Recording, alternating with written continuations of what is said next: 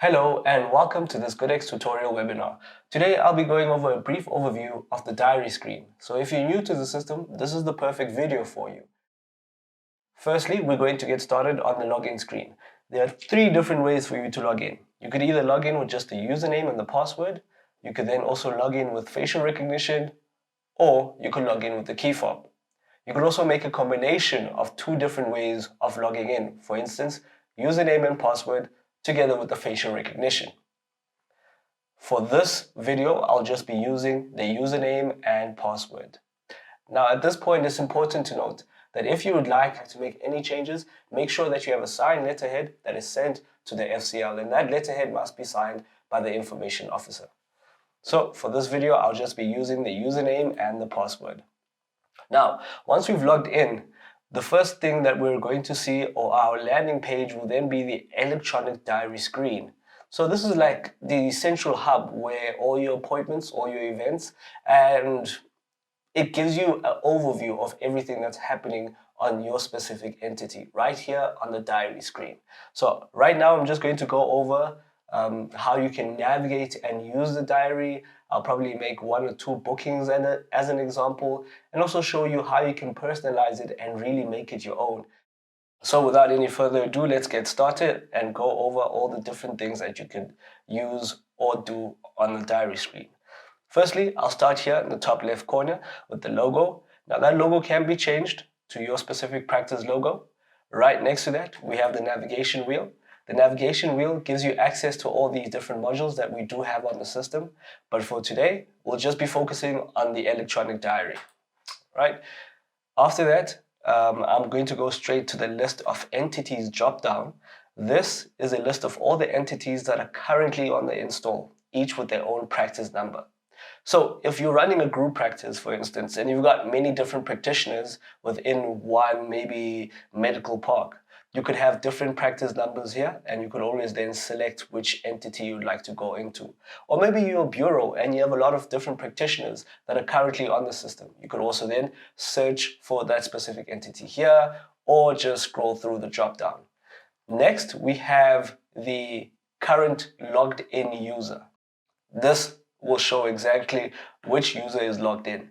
Now, the reason why this is important is because you are then able to audit and track which user or how a user has interacted with the specific entity, right? So anything that they might have done, if they maybe created a receipt, if they made a booking, we can then track and have an audit trail of that specific user. So it is very important that you stay cognizant of who the user actually is. Because if you are working under a different person's user, maybe using the same computer, and you're working under a different person's user, that audit trail might then make the other person accountable instead of you. So just make sure that you're on the correct user there. Right next to that, we have the settings. I'll come back to the settings when we go over how you can really personalize and change some of the settings on the specific diary screen, right? But right now, I just want to show you, just to browse over the entire screen, make a booking or two, then we'll get back to that. All right, so here we've got a list of all the different diaries that are on the system, and you could then select which specific practitioner's diary you would like to go to, right? So for instance, over here, we'll stick with Dr. GP. Another interesting thing here is that you could also then restrict, each user can have access to only one specific diary. So for instance, if you have an admin staff that works specifically with the pathologist in the medical practice or in the medical center, that specific admin user can only have access to the diary, to that pathology diary, and they won't have access to Dr. Klaus or Dr. GP. Like so, if you've got access to just then the Docs team GP, and you've got two general practitioners there, you could select that specific admin person or receptionist to only have access to those two diaries. So you could always limit access. And once again, things of this nature related to access or personal information, you do need to have a request on a signed letterhead by the information officer. Right next to that, we've got display options. This just allows you to show all the bookings, or to hide certain tasks, or to show all bookings and to show all tasks. So for instance, if I were to delete this booking here, right, just delete the booking, and I would like to show all bookings. If I click here, it will show me also the deleted bookings. Right next to that, we have the date selector. So you could always go back into time, go forward into time, and select a specific date that you'd like to review or go over.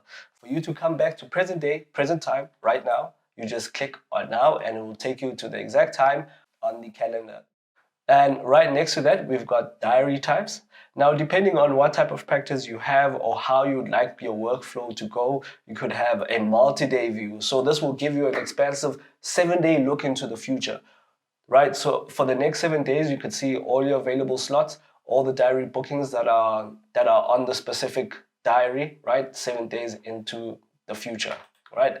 Or you could have a multi-diary view. As we said, let's say you are working specifically in the GP section of the medical center, right? You could have multiple diaries that are open to you. Maybe if you are a receptionist working with different GPs, then you could have a multi-diary view over there. Okay.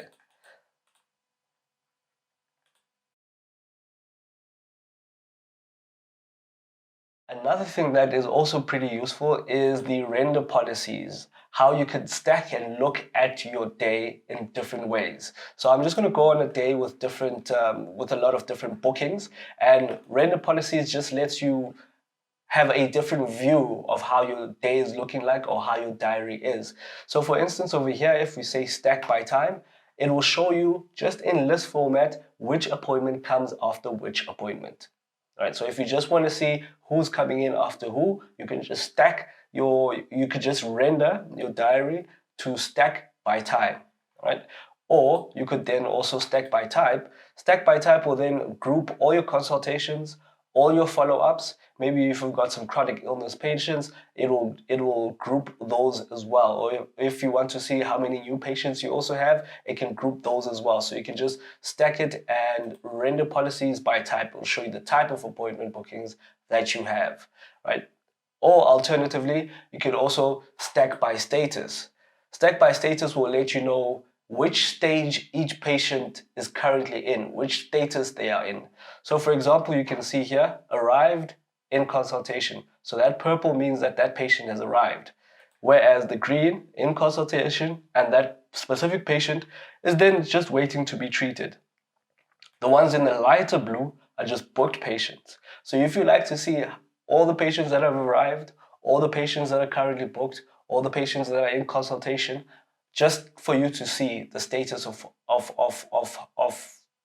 all your appointments generally, right? So you could always then stack by render type and stack by status, right? Right next to that, we've got a code lookup. If you'd like for any reason to look up a specific code or procedure, you could just come to this code lookup here.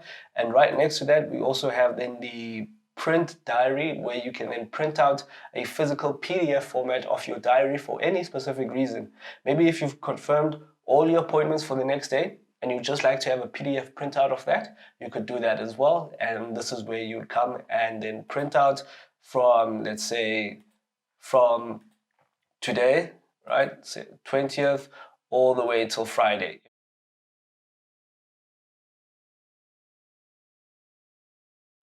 Right next to that, we do have the option to just see all the available bookings, and you can also put the start date and the end date. So if you like to see bookings up until the next, not larger than 7 days.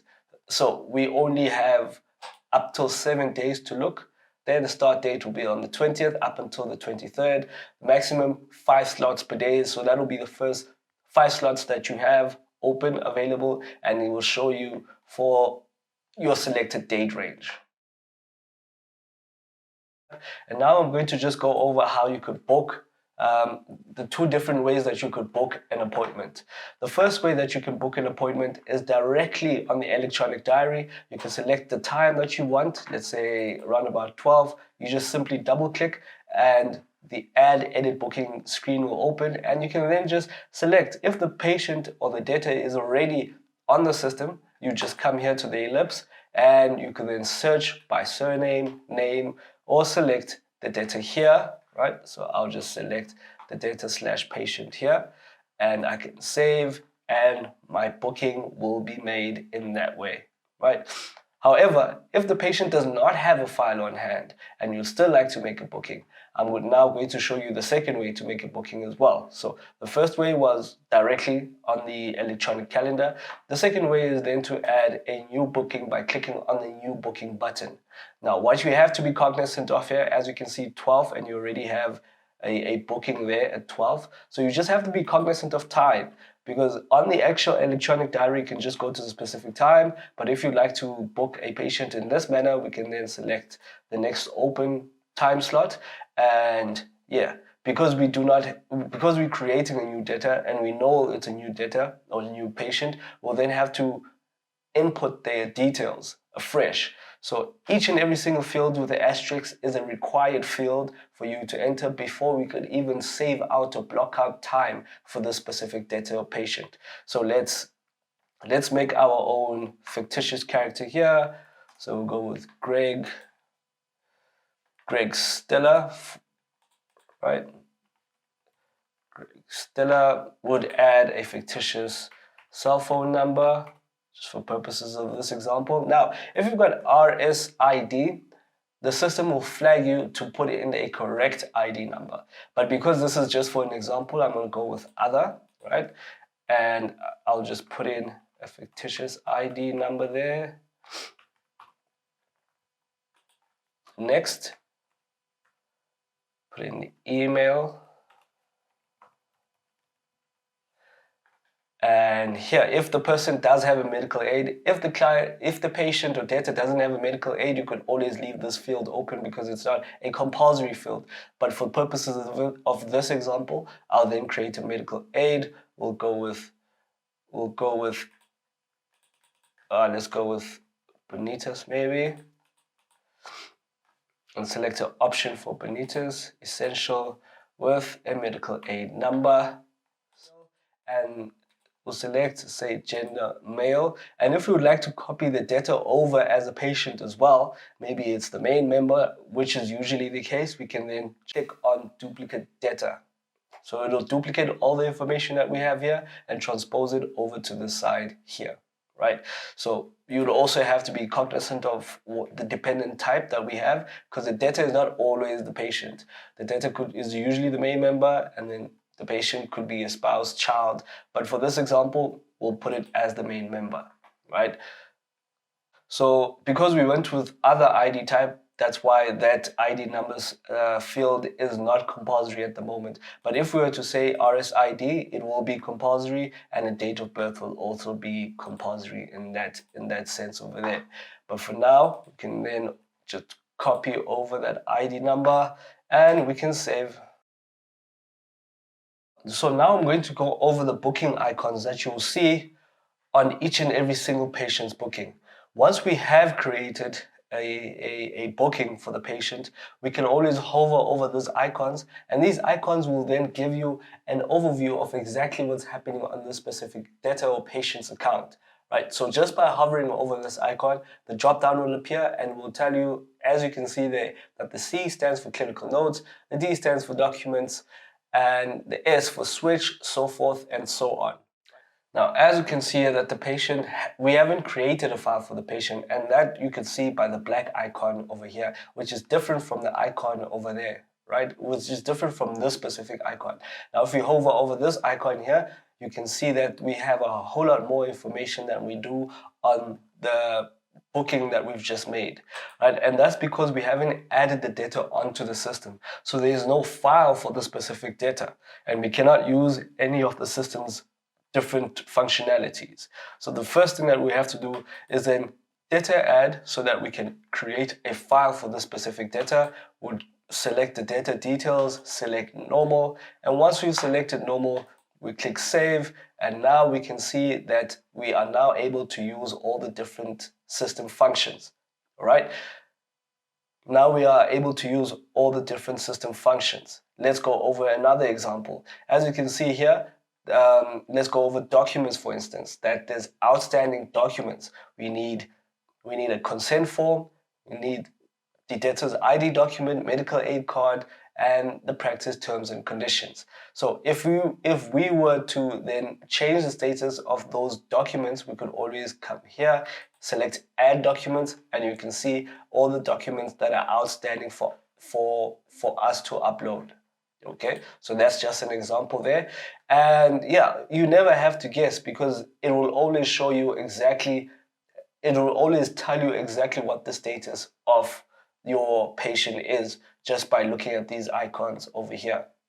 Now, another interesting thing that you could do, or another thing that could help you with your workflow, is this minimizer tool over here. So this minimizer works the same way as a Windows minimizer would, allowing you to close different windows of the system without having to save anything. So for instance, if you're working on an invoice, right, and you like to minimize the invoice, come back to the task later because you like to fix some of the debtor's details, right? You could also minimize the debtor details as well, go back to the invoice and finish whatever task that you were busy with without having to save anything.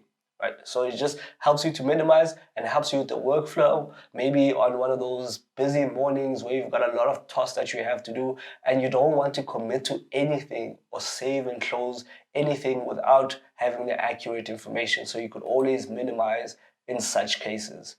Okay, so that's also a nice tool that you could use just to help you with your overall workflow. Okay, now another thing that I'd also like to show you is over here in the settings, and we're going to go directly to diary settings, and this is where you could change and sort of like personalize the diary and really make it your own. Okay, so there's a lot of different things that you could do here. For instance, the day setup. If you'd like to select a certain time, maybe the practice closes at a later time on a Monday, maybe at 8:30, for example, you could always select your times over there and really edit or customize your diary in that specific manner. Okay, so I'm going to come back here to 4, but you could always change the time setup there, or maybe booking time. Right, we could also create a booking tab. As you can see here, we've got consultation, follow-ups, and things of that nature. If you're a doctor that usually sees, for instance, chronic patients, we could say whichever chronic illness over here, you could create a booking tab for that specific chronic illness, whether it's a diabetes patient and the type of diabetes stage they're in. You could create a booking type for that specific type of patient. All right. So once you've got that type of booking type over there, you can further personalize, let's say, auto events that get triggered every time you open this specific booking type. For instance, a chronic illness might be accompanied by certain scripts. So you could always put a script over there. So you know that every time you open a chronic illness, whichever it would be, maybe diabetes type 2, and they've got repeat medication or repeat script, you could always trigger that auto event. So every time a patient walks in and you book them for that specific chronic illness, the script will automatically pop up and you won't have to select it from the list drop down. I'll just show you an example there real quick. Another thing that you could do that is also very helpful is the SMS reminders. SMS reminder, we could set a booking reminder there, and you can then customize to say that a booking reminder can be scheduled for every booking, maybe a day before the actual booking. So a day before the booking time, that specific reminder will be sent. So that's just the example we have there. I'll go ahead and save. Okay, let's go over an example of where we create an actual booking. And we're going to create a booking for a chronic illness type. So double click over there, we'll go over to type, and there's our chronic illness type that we've just created. And then we'll select a debtor, maybe color, and we save. Once we've saved that, the minute we open, right? The minute we open this file and we go over to the clinical case, you'll see that the script is already preloaded. We do not have to select because we know that this certain type of chronic illness always has, for instance, a repeat script. So the script will always then populate and show up in that manner. Okay, so that just helps with the workflow and makes things easier. And also the SMS has been sent. I can't show you a practical example here, but the SMS will be sent the day before. But then what that would help you, for instance, if we say as we did in that example, we can then go even further to say, let's say this SMS type happens every booking 1 day before the booking time. So another way that we can also further customize this is to say maybe the SMS is sent every 1 day before 5, and you know you're closing at 5, or every day before, let's say, 2, right? So this way you could always know exactly what time all your booking reminders have been sent. And you can further personalize it to say, by 2 o'clock, you know all your SMSs have been sent. And in that SMS template that you've created, you could ask patients to respond to confirm the appointment by pressing 1 or whatever the case may be. You ask them to confirm their booking appointments so that you know that by 2 o'clock, all your bookings for the next day have been confirmed, or those that reject, or those that decline, or those that postpone can communicate a day in advance. And you already know that by 2 o'clock, I already know who has confirmed, who has postponed, and who has cancelled certain bookings. So that can also help you with the workflow. So this was just an overall view of how you can use the diary, so how you can use the diary to really, navigate your way around. And the last part that I'd just like to go over is the About page over here. So the About page will firstly show you the overall health of the system. Over here, you can then go over to the medical aid contracts, and that will show you all your price lists. And that will show you all your price lists. Now, it is a best practice to always ensure that these price lists are up to date so that you can keep up to date with the latest tariff trends. If certain medicines or certain procedures are increased, right? The price of a certain procedure or medicine is increased, you can always be up to date with those increments. So it's always a best practice to make sure that you check this and make sure that your price list and your tariffs are up to date with the latest tariff packages. Next to that, we have the user manual, where you can see you have the user manual tab where you go over to the learning center, and there'll be user manuals showing you how to use different parts of the system. Right. So the change log will allow you to see all the latest release notes that we have. And lastly, the services will show you exactly what services you have on the system. Maybe if you don't have emailing or switching, you can just come and see exactly what services are available on your system, and if you would like to activate certain services, you can always come and activate them in the section over here. Right, so that was just a brief overview of how you can navigate and use the diary screen. So it really helps you because it acts as a central hub where you can see and navigate the system in its entirety. Now, there's a lot more that you could do on the system. You can go over reporting, go over receipting, and all different functionalities that you could use on the system. But this was just a brief intro, and I hope it helps you navigate the system a whole lot easier, and I'll see you in the next webinar.